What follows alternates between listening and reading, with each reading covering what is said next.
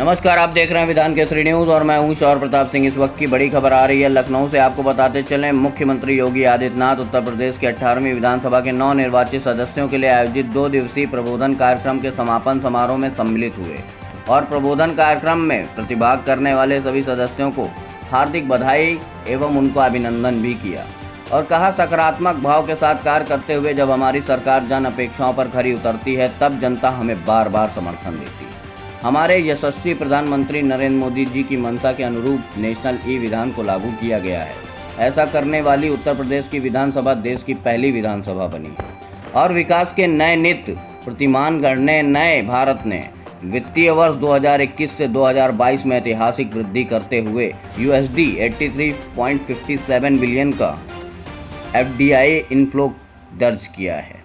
और यही नहीं, मुख्यमंत्री योगी आदित्यनाथ ने कहा कि प्रधानमंत्री नरेंद्र मोदी जी के यशस्वी नेतृत्व ने भारत को आर्थिक महाशक्ति बनने की दिशा में अग्रसर किया है। और मुख्यमंत्री ने कहा, जनप्रतिनिधियों को अपनी जनता से सीधे संवाद करना चाहिए, व्यवहारिक रहना चाहिए ताकि जनता को लगे कि सरकार उनके साथ कंधे से कंधा मिलाकर चल रही है। विधान केसरी के लिए लखनऊ से ब्यूरो राहुल ठाकुर की रिपोर्ट। किसी जनप्रतिनिधि को कभी आगे नहीं बढ़ा सकती, कभी नहीं। मैंने हमेशा देखा है, मैं इस चुनाव में भी देख रहा था। एक मान्य सदस्य थे, वो छोटी छोटी बातों को लेकर धरना प्रदर्शन करते थे, जाम करते थे। विकास की कोई योजना आती थी तो भी धरना प्रदर्शन शुरू होता था। और मैं इस चुनाव में जब रिजल्ट जिस दिन आ रहे थे, मैंने कहा यार उस विधानसभा का थोड़ा रिजल्ट दिखाओ। पता लगा वो 4थे नंबर पर थे। आप देख सकते हैं जनता कितनी जागरूक है, उसे मालूम है लोकतंत्र में जनता को जनार्दन का स्वरूप वैसे ही नहीं माना गया है।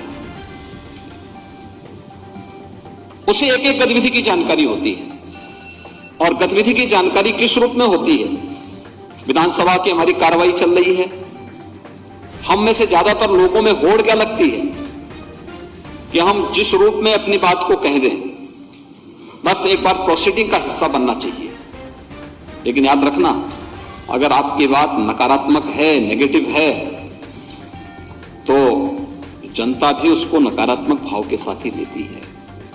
उसका कोई क्रेडिट आपको नहीं मिल पाता है, बल्कि आपकी एक खराब छवि प्रस्तुत होती है।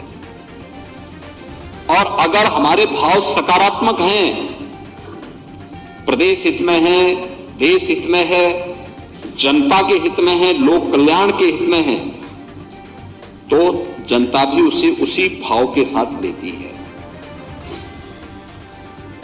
कुछ भी छुपा हुआ नहीं रहता जी, उनसे कुछ भी नहीं छुपा रहता है।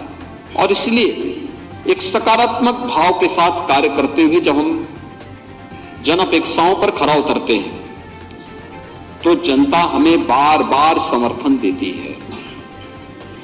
और जिस मुद्दे को आप सकारात्मक भाव के साथ उठाते हैं, उसका परिणाम भी उसी प्रकार से सकारात्मक रूप से मिलता हुआ दिखाई देता है।